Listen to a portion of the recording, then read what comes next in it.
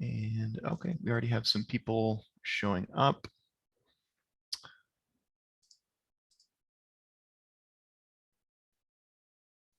And are you planning on sharing your screen? Oops, I know I forgot to do something. No I worries. started the, what I did is, wait, let me do this. Go back here. Oh, shoot, And while we're getting that set up, we're going to start in just a couple minutes, everyone.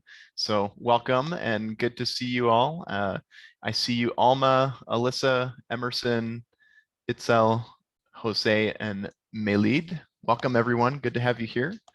We'll just be starting in a couple minutes. So thanks for being on time and even a little early.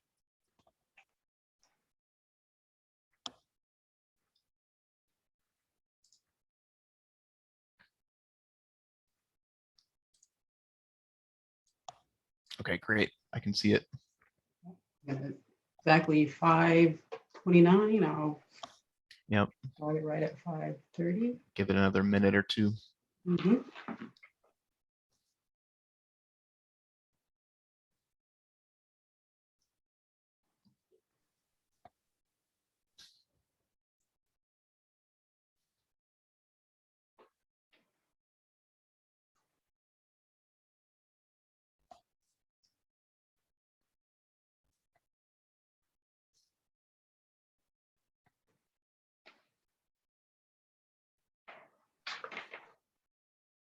Okay. Welcome, Mike. Good to see you here.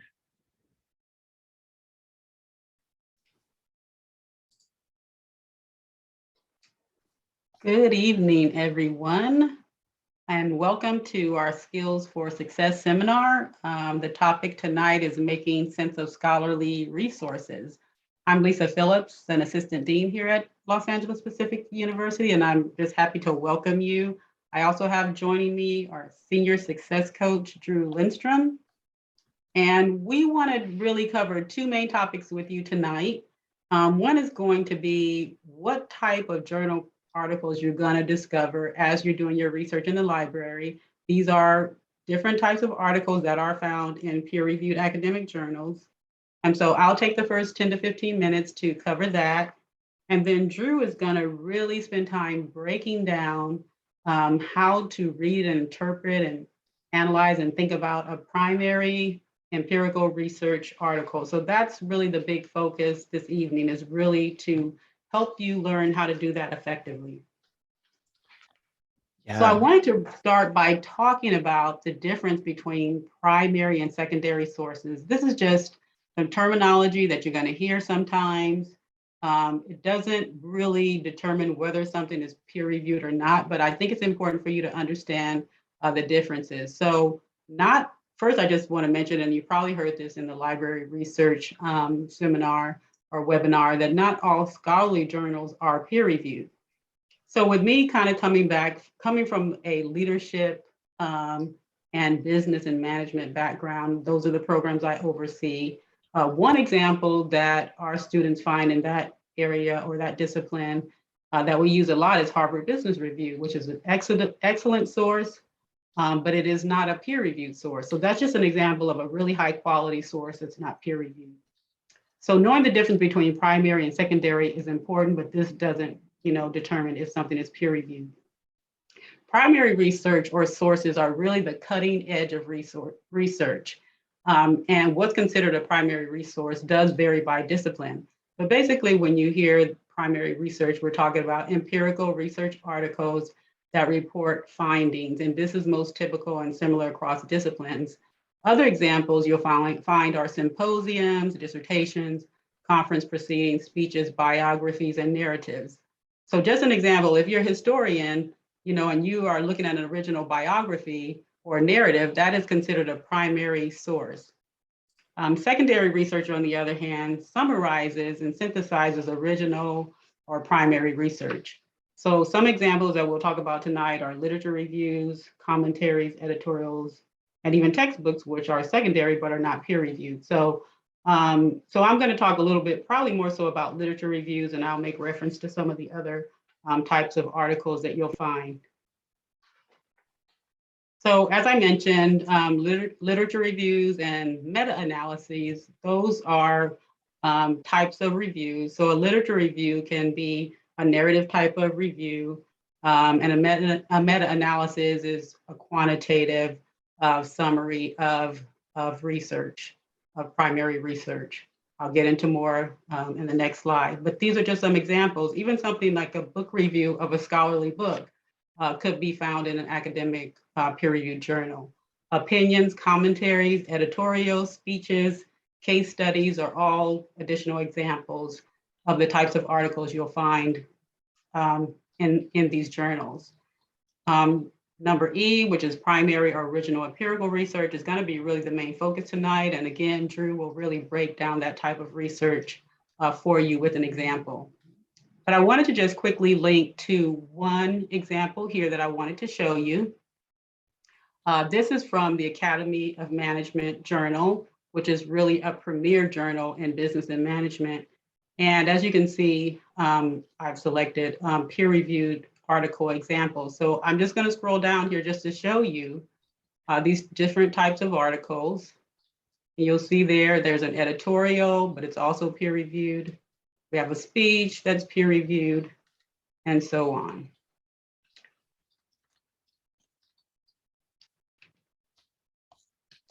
So on the topic, thinking about literature reviews, and I mentioned that this is considered secondary research. There's no gathering of data or collecting of data in this type of review. But it does describe how research has developed over time, and it's a critical analysis, summary, and sometimes comparison of the published literature in a given field or discipline.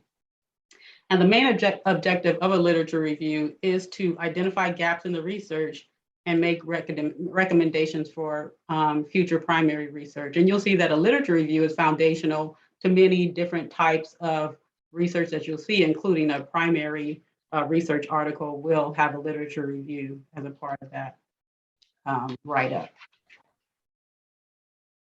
So you'll see that literature reviews are organized very similarly to empirical research articles.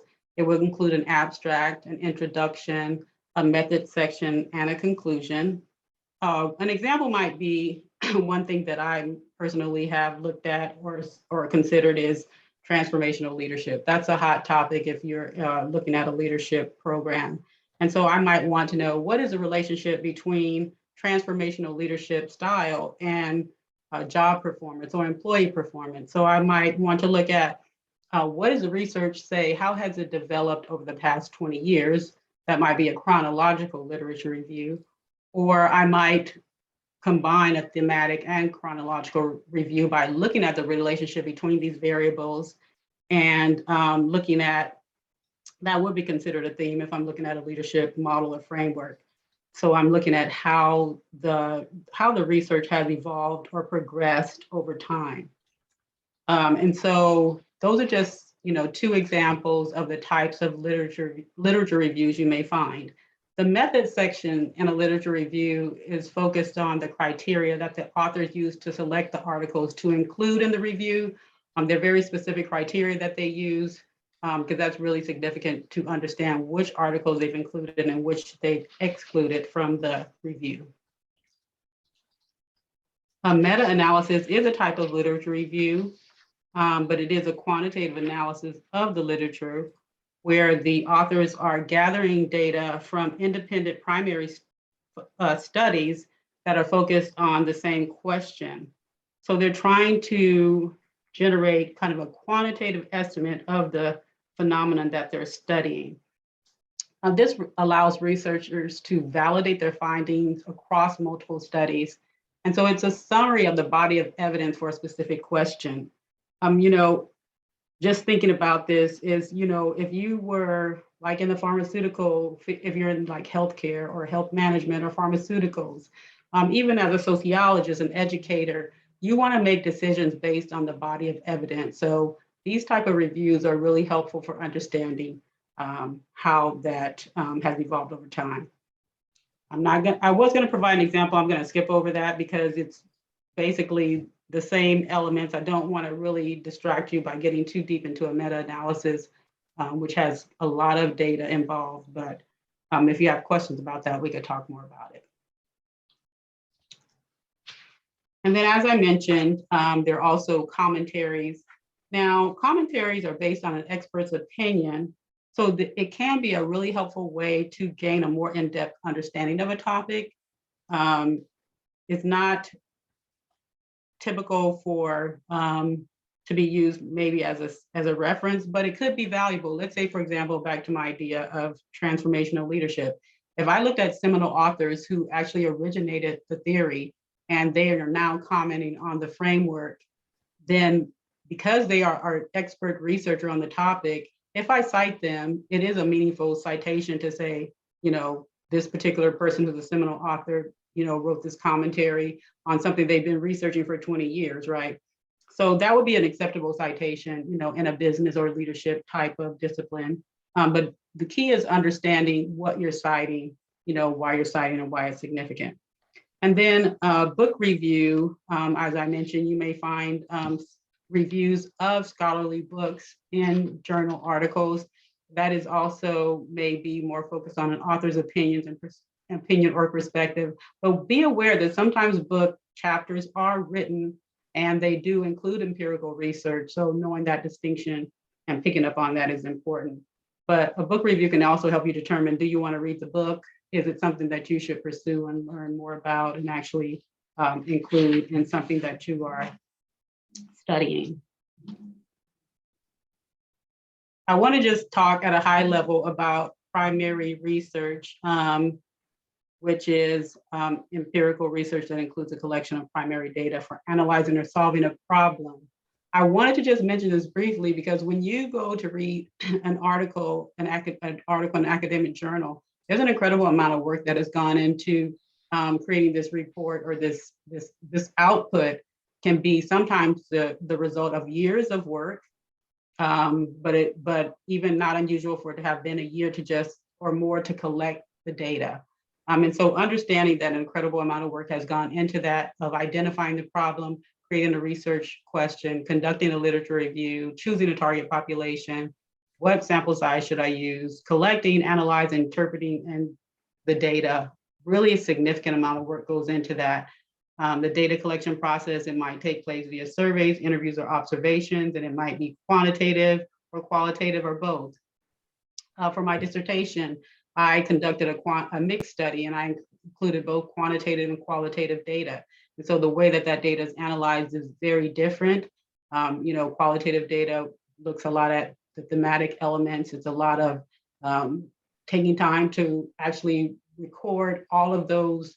I think I had like an hour interview, so I'm transcribing all of those and I'm looking for the themes. And so just to give you an idea of like a lot of work has gone into it. So when you go in to read an article, just have that in the back of your mind that you're reading something that's, a significant amount of work has gone into that. So as I mentioned, primary research is the cutting edge of research. So why do we care about empirical research? We use it to provide objective, bias-free evidence to validate a hypothesis and increase and advance our knowledge of a subject. So when you're making an argument in a written paper, you're doing a research paper, you're really trying to, people want to say, you want to say, hey, systemic racism is a real issue in the United States, if you're a sociology major or even if given discipline, and people want to say, well, prove it. Where's your data? Show me, your data. And so I think, always remember that when you're making an argument, you're always really trying to provide that evidence to say, this is not just my opinion, this is validated by the research. And that's why you care about empirical research. So, these elements are what you'll find, these sections you'll find in a research article that's been written up that Drew is going to walk you through step by step, but the abstract, the background and introduction, problem statement and hypothesis, the methodology, the results, which is a summary of the data, the interpretation of the data, what the limitations of the study were, and the conclusion. So what I want to say, in closing is when you're going through the process of identifying articles to include in your references that you're going to cite, The way I approach it, I think in a really effective way to approach it is always begin by reading the abstract and conclusion. Andrew will get into more details about that, but if it seems like a good fit and you determine that you're going to use it as a reference and you decide to read the entire article, I even use this order for how I read the article: the abstract, the introduction, the conclusion, the discussion, the methodology, and the results. I don't read the article in order. And I think there's some reasons for doing that. But as you're going through that process, this is where you're taking the time to really highlight those sections that you want to paraphrase. And I think some even will use, one thing that I've used in the past is even creating a diagram where I have the article itself, or like a spreadsheet. I have the citation, and I have the summary of what the conclusion was, what the hypothesis was, just different elements of the article summarized that as I'm going through that process of looking at each resource, and I'm keeping track of, all of that information that I need and why I thought the article was valuable, as opposed to, looking at it, going off doing something else, reading so many other things, saying, what article was that said, A, B, C, or X, Y, Z. I've had that happen to me. So being really methodical as you're identifying your resources, having, a spreadsheet to track everything, even page numbers, if you're going to be quoting things, is a great way to kind of keep track of those articles that you are going to cite. The last thing I would say is, if you find an article that's a great resource, be sure to look at the reference page, because you could discover, oh, wow, here's another great resource that I want to use in my research. So hopefully that's helpful. I'm going to turn it over now to Drew. Wonderful. Thank you, Dr. Phillips. That was really great information. It was great to partner with her in this webinar. I told her that I was going to lean very heavily on her for her expertise on these different types of articles, because it's not something that I feel super confident in myself. So I really appreciate going over some of that. We did have a couple good questions come up that I wanted to take the time to address. Emerson asked, could you please repeat the order that you read it? I'm wondering if that means maybe the order of maybe reading through an article or. Sure. Yeah, so I was saying initially read the abstract and the conclusion to determine if it's a good fit, if it aligns with your research. Once you decide to read it, I go back and I start again. I read the abstract and the introduction, which gives you all the background information. A lot of times there will be a literature review. So the introduction and background a lot of times does include, a review of the literature that's kind of driving the research question. And then I still go back, I read the conclusion, because I want to keep that conclusion in mind as I'm reading the other sections. Then the discussion I would read next. And I say the methodology for almost near the end, and the results, I read those last. And I think when Drew kind of really gets into each element, it's really going to highlight it for you, and you can think about kind of your own strategy. I just thought it would be helpful for you to know kind of how I approach it after, years of reading academic journal articles. Yeah, thank you so much. And I, for what it's worth, I co-sign with that 100%.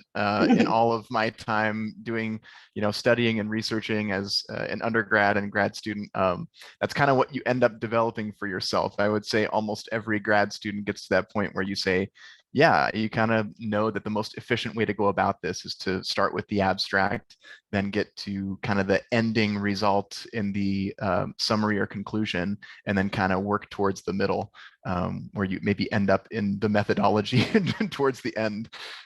So that's perfect. Okay. I was going to mention too, another interesting point I heard someone say is like, don't worry, it's not like reading a book where you like read the end of the story, like never read the end of the story, right? When you're reading a book. but yeah, this is really different. So. Right, exactly. We want to kind of cut to the plot twist there. And the other questions that came in were the participants were expressing interest in just getting the slides that we are using tonight. So I thought that maybe we'd just follow up by maybe sending all the participants a copy of our slides, and maybe that would be helpful. Absolutely. And I think also the webinar will be recorded. So with that, those resources would be included as well, I would assume, with the webinar recording, which goes out to all participants as well. Yeah. Perfect. All righty. Well, if anyone has further questions about what Dr. Phillips just presented on with regards to different types um, of scholarly resources and things like that, please feel free. You might think of it in the middle of my presentation. I won't be offended.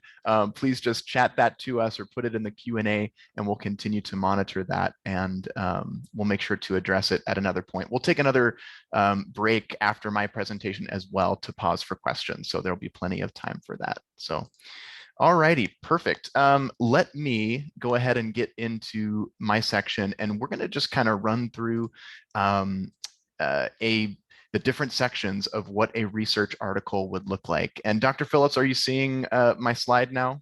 Yes, I do. Yep, looks great. Okay, perfect. So we're going to, Dr. Phillips was kind of keeping it at a more, 30,000 foot view level of these different types of sources. We're going to shrink it down now, and we're going to get into the nitty gritty of what reading an actual article could look like.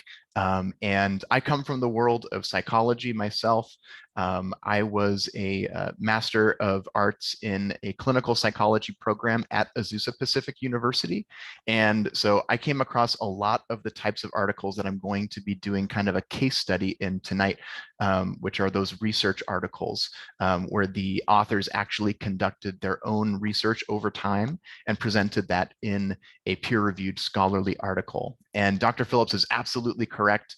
A lot of work goes into these and a lot of time. And we're going to see that in this particular article that we're going to be taking a look at tonight. So just kind of keep an appreciation of that as we go through it. And the whole goal of this is that we know, both as faculty members of LAPU and success coaches and anyone who's on the academic side of things, we know and understand that these aren't always the easiest and most accessible pieces of reading and literature, right? This isn't exactly like opening up a Harry Potter book or just looking through something on a Google search or looking at the news or something like that. This is a completely different genre of reading. And unless we're comfortable with it, unless we kind of destigmatize and take away that initial feeling of intimidation, then it could continue to be a barrier to us being able to use these incredibly valuable and important resources for you as you're going through your program. So the whole goal is to kind of take away a little bit of that stigma, a little bit that this is maybe something that you want to avoid because we don't speak this language, or it's just quite frankly intimidating. And hopefully this will take away and remove a little bit of those barriers so that you can feel more comfortable about using these resources, because they really will be, I would say, vital to your success as a student. And I'm sure Dr. Phillips would agree as well that she and other faculty members are looking for you to be providing these types of sources as your support for your writing, certainly more than a generic article that you might have found on the internet. So with that being said, let's dive into it a little bit more. So the different sections of a research article, I'll just restate this. I know Dr. Phillips went over this a little bit in her presentation, but we do have in a typical research article an abstract, an introduction, possibly a literature review, certainly a method or methodology section, and then results, discussion, and conclusion at the very end. And then a references page, of course, any good scholarly piece of work is going to state those references, of course. So those are kind of our different sections that make up the scholarly research article. Okay, and I'm going to cut away right now, and I'm actually going to show you the article. I'm going to get away from my presentation and let me try to get to my article here. Okay, here it is. Dr. Phillips, can you see this, the article on the screen? Oh, you're on mute. Yes, I can see it. You can see it? Okay. So it should read longitudinal transactional relationships between caregiver and child mental health during the COVID-19 global pandemic. I thought it would be interesting for us to take a little bit of a view on how the pandemic over the course of the last 2 years has impacted child development. And so I found an article here that I thought got into this in a very interesting way. And so I just wanted to kind of show you it.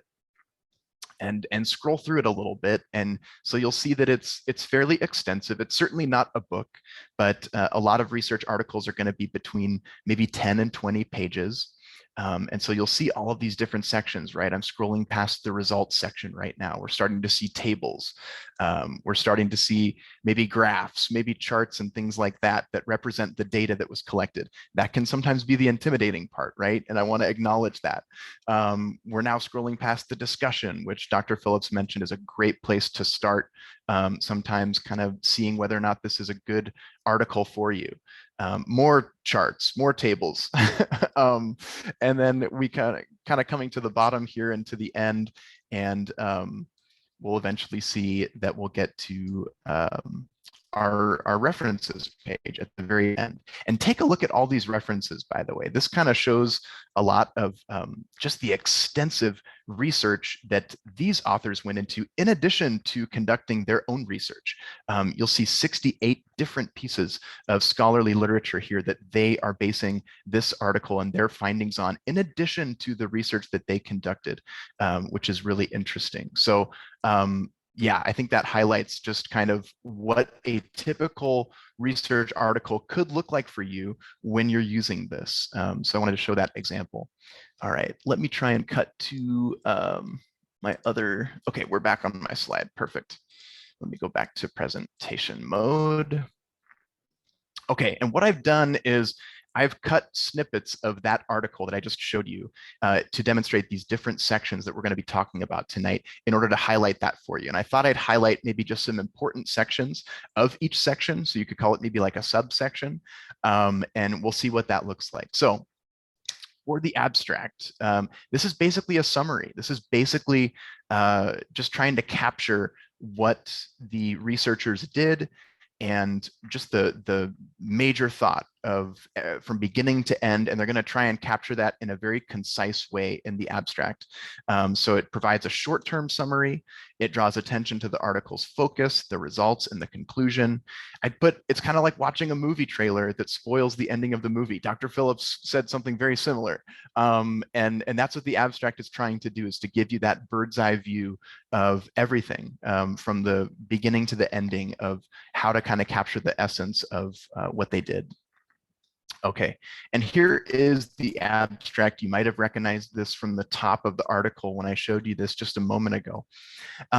You can see that abstract in the box there at the very beginning. Not every abstract has the helpful headings there where it kind of gives you a paragraph of background and a paragraph of methods, a paragraph of results and conclusions. Sometimes they just put it in paragraph form, and they'll trust that they're including all of those different sections and that you can break it down. This article kind of went the extra mile and really showed us those different areas, and included it in the abstract. So you can really see there that it is in fact a summary. They're giving you a very concise image and description of each of these sections that they're going to go into much greater detail later in the article. So if we read this, that'll probably take us, what, about 3 minutes, not even that. And immediately we should start to get the sense of whether or not this is going to be helpful for our writing and our research on the topic. So that's really what it's there to do, is to give you that bird's eye view and very quickly determine whether or not we want to use this for our personal writing and use. All right. Let's move on to the introduction, which is kind of the why section. They're going into it, the intro presents the topic, it presents the background of the issue, certainly the importance of the issue, and why it's being investigated further. Oftentimes in the introduction, the author is presenting their thesis statement, or in this case, you'll see their hypotheses, what they think is going to happen in the research. They'll kind of tell you where they were initially before they even conducted the research and what they thought their results would show. And we'll find out towards the end whether or not they were right. All right, let's take a look at some of these snippets of the introduction. You'll see there at the very beginning that I put a little what sign. So they kind of start with what is the issue at the very beginning. And I've highlighted that they wrote that the COVID-19 pandemic is a multi-system cascading disaster that has produced negative impacts on young children and caregivers. Right then and there, they hit the ground running by telling you that COVID-19 has been a disaster, that it has been a multi-system or impacted people in many different ways that have cascaded one on top of the other, and that it's had negative impacts on young children and their caregivers. So they kind of hit the ground running with a very concise and helpful statement about what the problem is. They go on to say, if you go to the right, and this is in kind of the same follow-up area, it says that families with young children are particularly vulnerable to a host of those negative outcomes, given the level of interruption in essential services that promote child well-being and healthy development. So they're kind of expounding upon this a little bit. They're saying that the population of even younger children is particularly hit hard by COVID-19 and child development because some of these services were no longer accessible to these caregivers and children. So they're just expounding upon it even more. They're giving you this background, this helpful background for understanding what it is that they're researching and why they're doing it, why they found it to be an issue worth investigating. Okay, and there towards the bottom, again, we go a little bit more into the why. And they say that given the recency of COVID-19, it hasn't really been studied very much, right? We're still kind of in its infancy of trying to study it. Even though it's been so ubiquitous across the world over the last 2 years, it still represents a relatively short time span. So because of that, they say, as a result, the directionality of these relationships has yet to be tested longitudinally, and therefore the nuanced relationship between the caregivers and the children's mental health functioning during the current pandemic is lacking. They're saying that this needs more research. We need to look more into how this pandemic is affecting caregivers and children and vice versa. And so that's what they set out to do in this research, and they're telling you that in the intro here. There's a couple more sections here that they get into. They're going to show us what their study is, what the current study is. And I put a little purpose arrow here because very clearly they're telling you our aim in the study was to evaluate the relationship between pandemic-related stress, caregiver mental health functioning, and child behavior. And then they go on to say that within that child behavior, there's internalizing. How does the child feel? How are their emotions presenting? And then externalizing would be kind of the behavioral aspect of it. How are their feelings presenting in terms of their behavior? And then child behavior, they get into something that they call pro-social behavior, which is how quick is a child apt to maybe want to help or do that, those types of good works. And so the point here is to show that they are covering a lot of information. They are looking at pandemic-related stress, caregiver mental health, and child behavior, and they're trying to see how each one impacts the other. So they're looking at a lot of things because each one of those, they're going to try and seek a lot of data to understand each one and how they impact the other, okay? And then to the right, we see that they get into the hypotheses a little bit. And for each one of those, they're going to give you a hypothesis. I'm not going to read through all of them, but you can see there with those 3 different areas.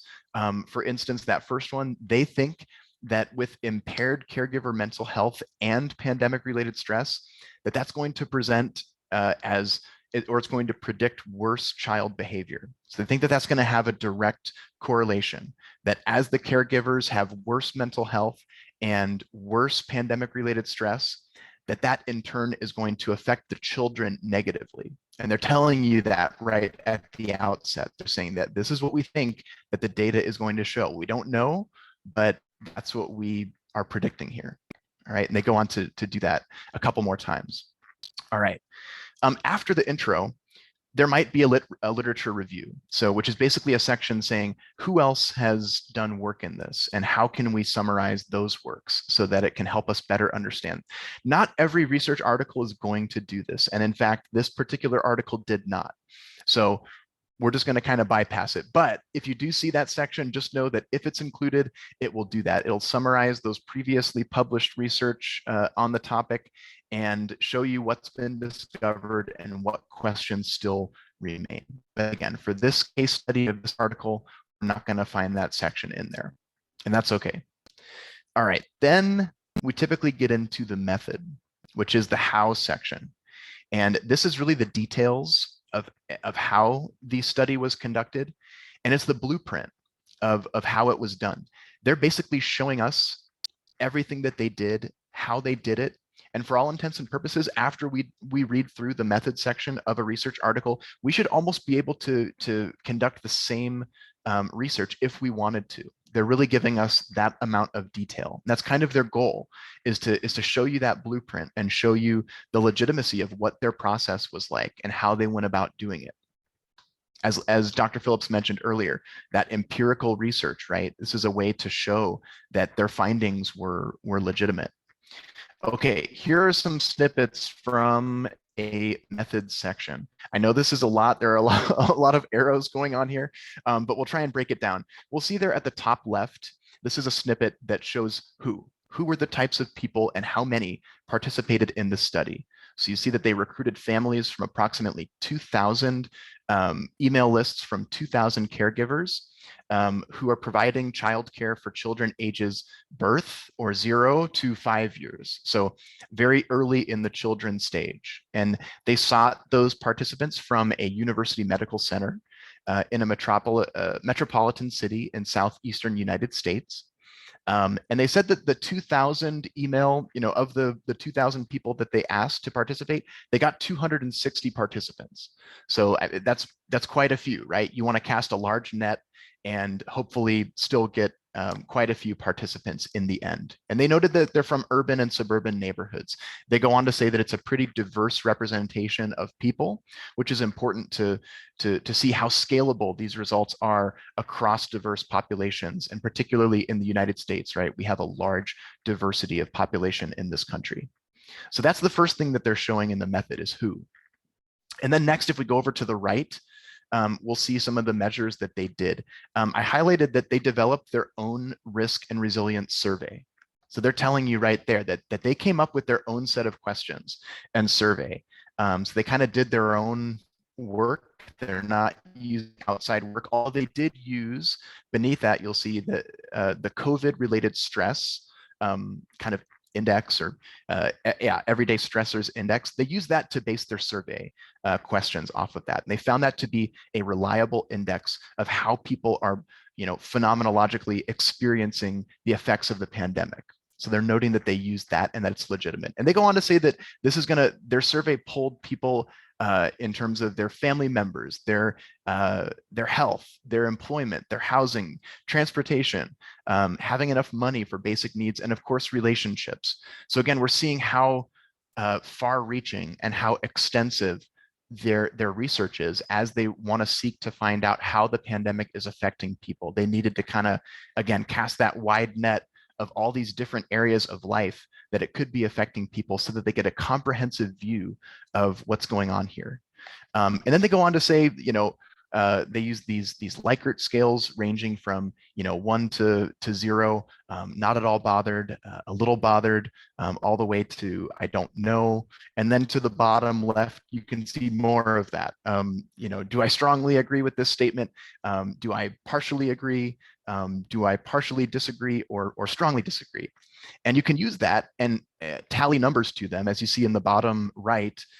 And as they collect that data and those surveys, if they count up the numbers, they can use that as kind of a way of seeing the better picture of the results. So in other words, if a participant is saying over and over again that they're bothered a great deal by all of these different areas, it bothers me that I can't do transportation, I am having a hard time with my housing, my employment. If they keep answering 4 on all of that, then you're just counting up those 4s, and their score is going to be a very high score.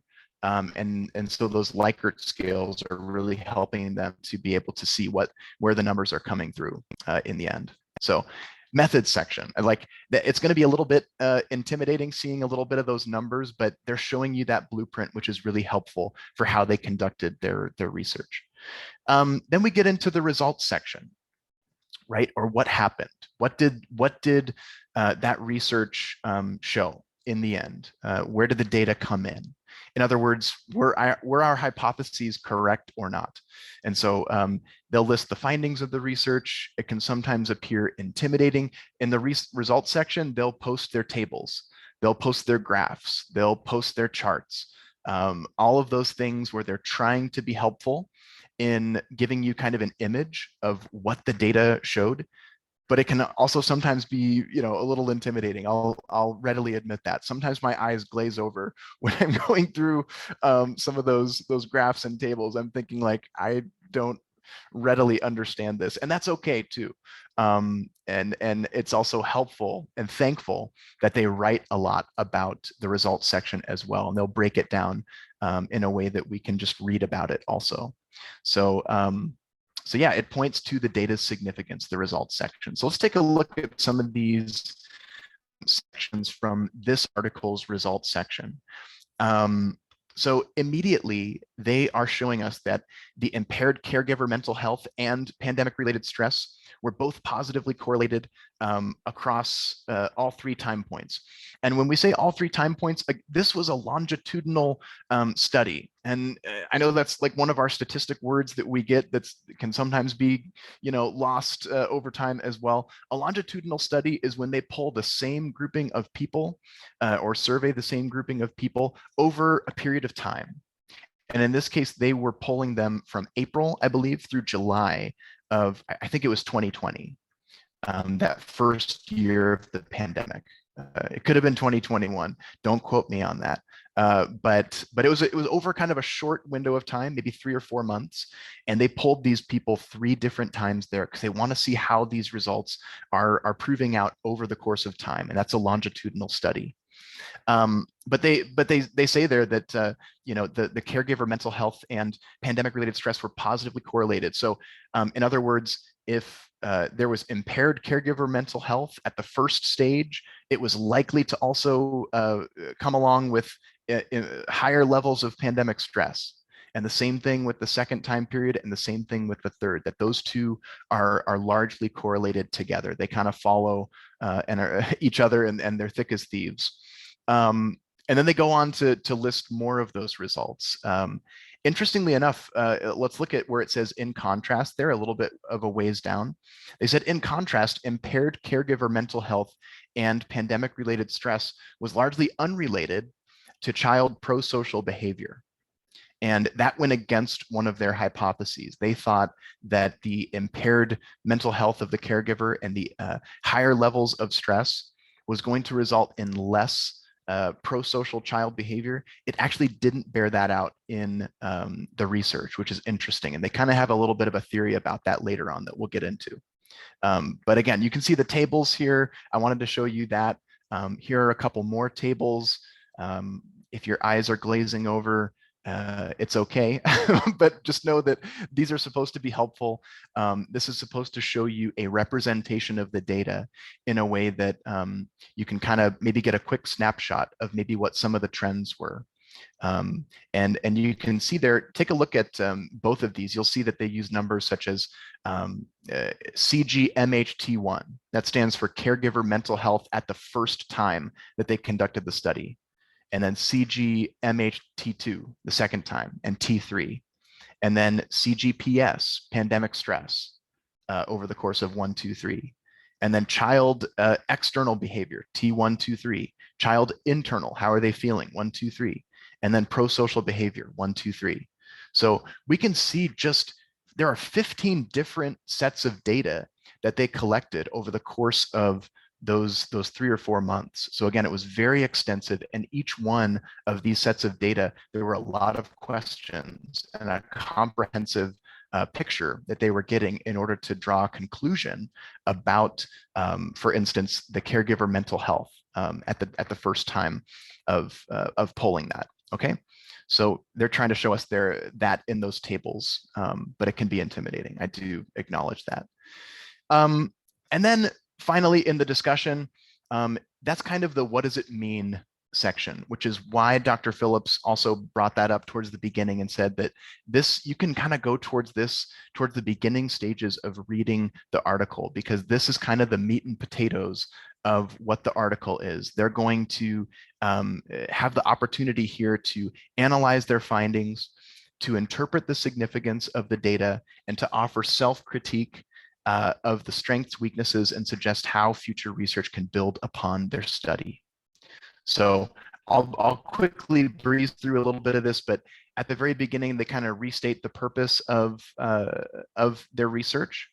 and their hypotheses as well. They kind of recapitulated some of these things. And then they restate their results as well. And then in the bottom of that kind of middle section there, they make some inferences.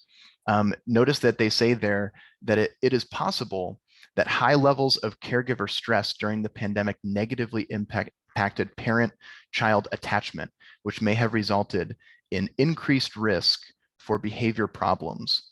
And so they're kind of showing here an inference that they're making. They're saying we don't know that this is true, but we're saying that it's possible that high levels of stress during the pandemic impacted that attachment level. So that's an interesting kind of inference that they're making there that is not necessarily empirically proven from their research, right? Their research wasn't based on attachment level, but they're drawing an interesting inference there. And then they go on to suggest future direction for the studies. They say that towards the top there, that child behavior problems did not predict increased caregiver mental health concerns, nor did they find any bidirectional effects of pandemic-related stress on child behavior problems. So that's interesting. And they said that for future research, they said that their samples baseline had kind of those kids in the 0 to 5 age range as mild to moderate in terms of their externalizing presenting issues. So not necessarily in a way that was clinical in the sense that it's hugely disruptive to the life of the child. And because of that, they suggested that in future research, maybe someone could conduct studies where there are higher levels of child externalizing behavioral issues that maybe present themselves more on a clinical level, where the child is not functioning well in life. And so they go on to say that could be a good direction for future research. So you'll find that in the discussion sections as well. They go on to do clinical implications. And basically what they say there is that they suggest that families get immediate help at the outset of a pandemic, because they believe that if families are, for instance, getting therapy, if they're getting cognitive behavioral therapy, things like that have been shown to have empirical benefit to people getting that help, that could stop the cascading effects of these relationships from the outset, or at the very least slow them down, right? In other words, if a caregiver's mental health is bettered at the start of this, and if their stress is relieved a little bit, that's going to help the children and their internalizing and externalizing effects of those things. And vice versa. Then the children being in a better state is going to help the caregiver's mental health, and it's going to help the caregiver's stress level. So the results of this study are very exciting, because they were able to pinpoint that bi-directional relationship between these things. They concluded that, okay, hey, when childcare, parents are at higher levels of stress and their mental health is worsened, it negatively affects the kids. And vice versa. The kids' problems then impact the caregivers. So if we can kind of hit it out at the front, then that could have huge implications for how families are functioning well in society at the outset of a pandemic. So that was really exciting. But we had to sift through like all of this stuff in order to get there, right? Okay, and then they also go into more of the future directions where they kind of confirm some of the things that we listed earlier. So, and then finally, the conclusion, what was learned, they give you kind of that very snapshot view of what happened. And they basically say that all of these things were confirmed to be correlated, and there's a relationship between all of them. And thus, at the very end, they say that interventions at the level of caregiver, child, and or family should be considered as a way to interrupt potential negative developmental cascades, which is what we were just talking about. So they give a very quick snapshot. And so like Dr. Phillips said towards the beginning, if you go to the conclusion section, if you go to the discussion section, if you, of course, read the abstract, you're going to get a really quick snapshot of what the article is saying and whether or not it's going to be helpful for you. Okay, I know we're running close to the end here and we'll save some time for questions. Don't forget, I'm just going to reiterate what Dr. Phillips said earlier. The references page can be hugely helpful if you want to go back and do further research on some of the works that inspired this article that you are using. Again, here's a little snapshot of their references page. That's like 29 out of the 68 that they use. So take note when they cite something in their article that maybe was interesting to you. And then you can go to the references page, you can see what the article was, and you can find it for yourself. Which could be hugely helpful as you build up your reference page and your knowledge of the topic. And then I just posted this article as well. There's the APA 7th edition reference form of this article that we did a case study on. So thanks to Robertson, Piscatello, Schmidt, Millar, and Davidson, and Natal for all of their research, because it was a good article to take a look at for our webinar. Lastly, 3 suggestions for you. I'll be quick with this. Take your time with these things. I know it can be really tempting to just try and breeze through it, but take your time with it, and the more time that you spend in it, the better understanding that you're going to have of the material. So if it's possible, I know you're all busy, but take your time with an article, and especially as you're interpreting it, let's say that you looked at the abstract and the conclusion, you say that you want to use it. At that point, take your time with it and read through it and really make sure that you have the essence of it. And then number 2, keep reading it over and over and over again. I know that sounds horrible and boring. Why I say that is because I don't understand this stuff initially when I read it. It is like, another language when I first read it. But then when I read over it a second time, I say, okay, I caught a couple things more that time. And when I read through it a third time and a fourth time, it really starts to take shape. So that's my encouragement to you. If you don't initially get the gist of what they're talking about, keep spending time reading it. It's going to make more and more sense each time you go over it. And then lastly, there's no shame in the dictionary game. They're going to use jargon and they're going to use words that we're maybe unfamiliar with. I came across 2 of them, at least in this article, that I had to look up the meaning of. One was pro-social behavior. The other one was bidirectional studies. And I have my master's degree in clinical psych, and I had to look those up. And there's no shame in that, right? So when you come across those words that you're maybe unsure of, have your dictionary out, type it into Google real quick, and it can be really helpful when you're understanding what the article's all about. Okay, let's pause there. Any questions that we got that we can help with? Dr. Phillips.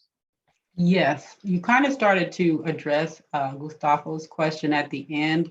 I want to make one comment though before I tell you his question, because I think when I was sharing with you guys that remember that this could be years of research. So when you're reading something that's this complicated, remember the amount of time that went into it. So you're pulling apart, something that someone spent a year writing. So don't feel like you're going to get it in 30 minutes of reading. That's why the rereading is so important. So remember that, like Drew said, he has a master's, I have a PhD. We reread things over and over again to get the full understanding. So just have that expectation. Gustavo asks, can he research the citations in the original article? And you kind of started to talk about, looking at those citations as they're reading through the article. Can you comment more on that, about how they can go about connecting the citations to, the references, and how they can go about further researching what they see in those articles? Yeah, absolutely. In fact, great question, Gustavo. Let's actually take a look at it. And let me try and head to my article again. Okay, can we see the article again, Dr. Phillips? Yes. Okay, let's take a look at that. And this is going to look a little bit differently. This article didn't exactly do it in APA format like you're accustomed to. They kind of have these numbers that act more as like kind of footnotes. But that is hugely important, Gustavo. I'm so glad that you brought that up. When I come across something that is of importance within the article, or maybe something that I find particularly interesting or relevant to what I'm looking at, if there is a citation there, I want to know so that I can go to the reference and look it up. For instance, let's look at one that's maybe singled out.